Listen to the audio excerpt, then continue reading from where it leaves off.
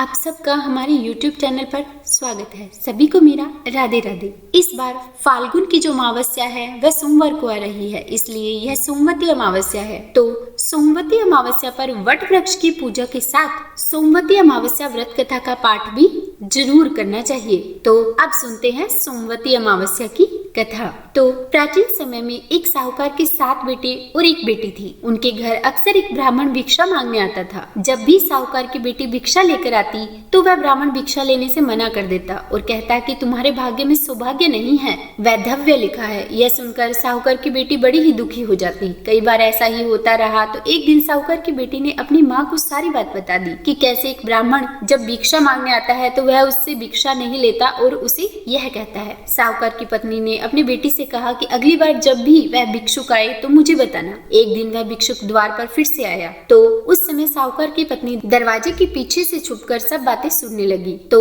वही हुआ जैसा हमेशा होता रहा था। भिक्षुक ने भिक्षा लेने से मना कर दिया और उसे वही कहा कि तुम्हारे भाग्य में सुहाग नहीं, विधवा होना लिखा है। इस बात को सुनकर साहूकार की पत्नी दरवाजे के ओट से बाहर आकर भिक्षुक से हाथ जोड़कर कहने लगी कि आप इस तरह की अशुभ बात मेरी बेटी से क्यों कहते हैं। तब ब्राह्मण ने कहा कि मैं जो भी कहता हूँ वह सच है। आपके बेटी के भाग्य में सच में ऐसा ही लिखा है, क्योंकि जब विवाह के समय आपकी बेटी फेरे ले रही होगी तो उस समय सांप आकर इसके पति को काट लेगा और यह विधवा हो जाएगी। ब्राह्मण की बात सुनकर साहूकार की पत्नी बहुत ही दुखी हुई और ब्राह्मण से हाथ जोड़कर पूछा कि कृपया करके कोई तो उपाय बताइए जिससे इसके सुहाग की रक्षा हो सके, क्योंकि यदि आप यह जानते हैं कि इसके भाग्य में वैधव्य लिखा है तो आप इसका उपाय भी जानते होंगे कि इसके सुहाग की रक्षा कैसे होगी। तब साहूकार की पत्नी के ऐसा पूछने पर ब्राह्मण ने कहा कि यहाँ से काफी दूर एक गाँव है। उस गाँव में एक सोना धोबिन रहती है। वह हर सोमवती अमावस्या का व्रत रखती है।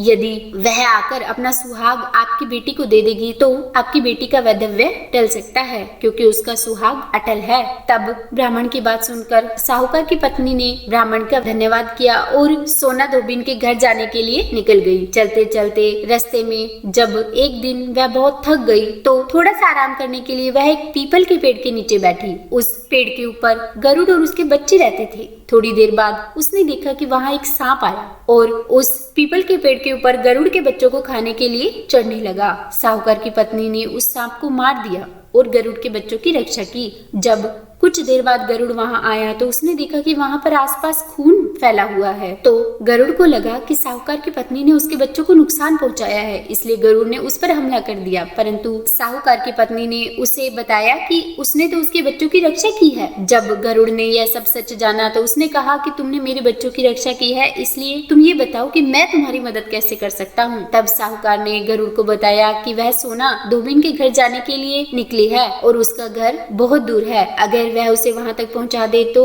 बहुत उपकार होगा। साहूकारनी को गरुड़ ने सोना धोबिन के गांव में पहुंचा दिया। वहां पर साहूकारनी ने देखा कि सोना धोबिन के 7 बेटे और बहुएं थी, लेकिन बहुओं में घर के कामकाज को लेकर हमेशा कहासुनी होती रहती थी। तो साहूकारनी को एक उपाय सूझा। वह हर रात जब सभी लोग सो जाते तो सोना धोबिन के घर में चुपके से चली जाती और घर का सारा काम करके निकल आती। कई दिनों तक ऐसा चलता रहा। तो एक दिन सोना धोबिन अपनी बहुओं से पूछने लगी कि सुबह इतनी जल्दी सारा काम कौन कर लेता है। तो बहुएं बोली कि हमने सोचा आप कर लेते हो, हम सब तो देर से उठती हैं। यह सब जानकर सास और बहुओं ने सोचा कि ऐसा कौन करता है और क्यों। फिर अगले ही दिन यह जानने के लिए सोना धोबिन सुबह जल्दी उठ गई और वह एक तरफ छुपकर बैठ गई। तो उसने देखा कि कोई स्त्री अंधेरे में आई और सारा काम करने लगी और जब काम खत्म हुआ तो वह जाने लगी और जैसे ही वह जाने लगी सोना धोबिन ने उसे पकड़ लिया और पूछा कि तुम कौन हो। तब वह बोली कि मैं साहूकारनी हूँ। फिर सोना धोबिन ने उससे पूछा कि तुम हमारे घर का सारा काम क्यों करती हो, वह भी छुपकर। तब साहूकारनी ने कहा कि मैं सब कुछ आपको बताऊंगी, लेकिन आप पहले मुझे वचन दीजिए कि सब कुछ सच जानने के बाद आप मेरी मदद करेंगी। सोना धोबिन ने कुछ देर सोचा, फिर साहूकारनी को वचन दे दिया। तब साहूकारनी ने सब बातें बताकर सोना धोबिन को कहा कि आप मेरे साथ चलिए। सोना धोबिन को पता था कि यदि वह अपना सुहाग साहूकारनी की पुत्री को दे देगी तो उसके सुहाग का क्या होगा, पर वचन से बंधी होने के कारण वह साहूकारनी के साथ चलने के लिए तैयार हो गई और जाते हुए अपनी बहुओं से कहा कि मेरे लौटने तक हो सकता है कि तुम्हारे ससुर जी की मृत्यु हो जाए, पर तुम इनका अंतिम संस्कार मत करना, तुम इनके शरीर को तेल में डुबो कर रखना। सोना धोबिन साहूकारनी के घर आ गई और और जब साहूकारनी की बेटी की शादी हो रही थी तब फेरों के समय, जैसे कि पहले ही भिक्षुक ने बता दिया था, एक सांप लहलहाता हुआ चला आया। तो सोना धोबिन ने उस सांप के आगे दूध और लावा रख दिया और जैसे ही वह दूध पीने लगा धोबिन ने उसे मार दिया। उसके बाद सोना धोबिन ने अपनी मांग का सिंदूर साहूकारनी की बेटी के मांग में भरते हुए कहा कि अब तक जो भी सोमवती अमावस्या मैंने की है उसका पुण्य फल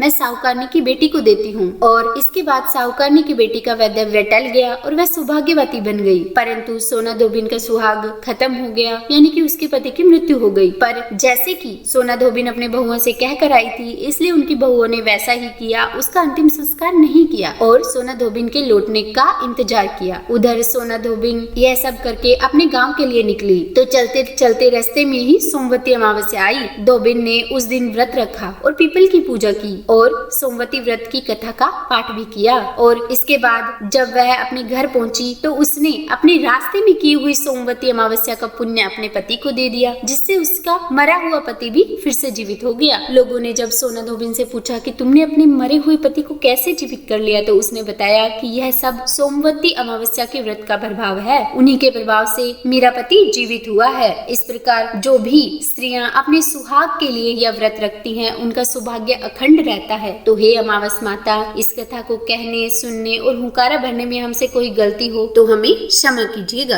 अगर आपको मेरी यह वीडियो पसंद आई हो तो लाइक एंड शेयर करें, सब्सक्राइब करें और कमेंट में राधे राधे लिखना बिल्कुल भी न भूलें। राधे राधे।